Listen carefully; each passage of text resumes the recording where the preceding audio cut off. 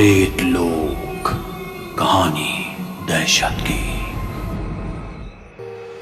Angelica एक psychiatrist थी और उसे हाल ही में करीबी गांव कटहरी के एक पागल खाने में मरीजों के इंस्पेक्शन के लिए जाना था। हालांकि वो इससे पहले कभी वहां नहीं गई थी, लिहाजा उसे यह दौरा बेहद अजीब लग रहा था। मगर अधिकारियों का फरमान था, ऐसे में मजबूरन वो देर रात कटहरी गांव के लिए रवाना हो गई। रास्ता बेहद सुनसान था और चारों तरफ तन्हाई का आलम। कार ड्राइव करते हुए एंजेलिका बस उस गांव के नजारों को देख रही थी। तभी अचानक रास्ते के बीचों बीच एक शख्स नजर आया। एंजेलिका ने कस के ब्रेक मारा और गाड़ी घसीटती हुई पहियों के साथ रुक गई। वो शख्स दौड़ते हुए एंजेलिका की कार के करीब पहुंचा और उसे अपना परिचय दिया। भीम साहब, मैं राजू कटहरी गांव के पागल खाने में ही काम करता हूँ, आपको लेने आया। ठीक है, चलो, कहाँ चलना है? एंजेलिका ने जवाब दिया। वहां से करीब 300 मीटर की दूरी पर ही पागल खाना था। देर रात एंजेलिका और राजू पागल खाने पर पहुंच गए। अंदर दाखिल होते ही एंजेलिका बड़ा खौफ महसूस करने लगी थी। अंदर का माहौल किसी जेल नुमा था। पागल खाने के अंदर पागल कैद में थे।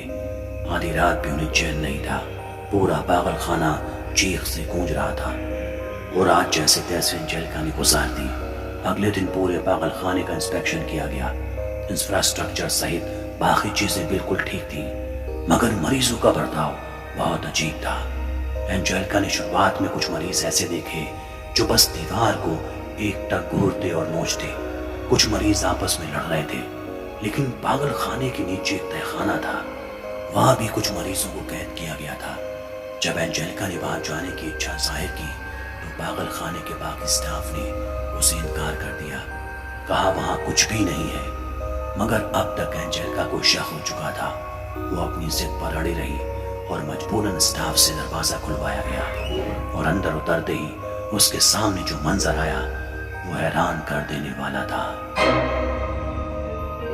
अंदर कई पागल जेल में बंद थे। उन्हें पूरी तरह प्रताड़ित किया गया था। शरीर पर खून था। तभी उसे एक अजीब सी ठंडक महसूस हुई। बाहर की तरफ तिनठल्ले लगा था। उसने देखा कि कैद में बंद सारे पागल धीरे धीरे रिहा हो रहे हैं। वो दीवारों के आर पार निकलते हुए उसके करीब पहुंच रहे हैं। उनका चेहरा भी धीरे धीरे भयानक होता जा रहा था। उन्हें देखकर एंजेलिका बहुत डर गई। वो समझ चुकी थी कि इस जगह में हो ना कोई बड़ी दिक्कत है।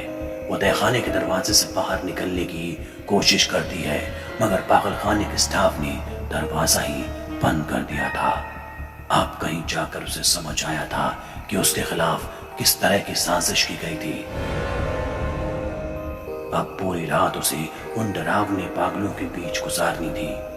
उसने देखा कि पागल खाने में औरतें हवा में तैर रही थी। दीवारों पर छोटे छोटे बच्चे दौड़ रहे थे।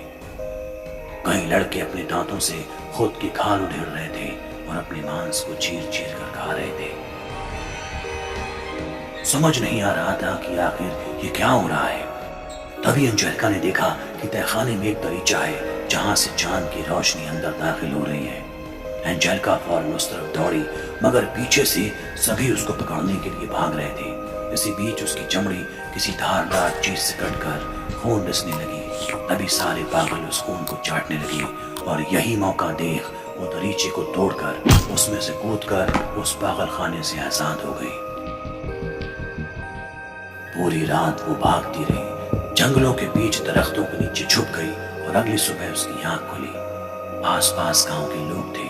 उन्होंने एंजेलिका को अपने ऑफिस पहुंचाया, जहां उसने अधिकारियों से बीती रात हुए उस वाकये को साझा किया।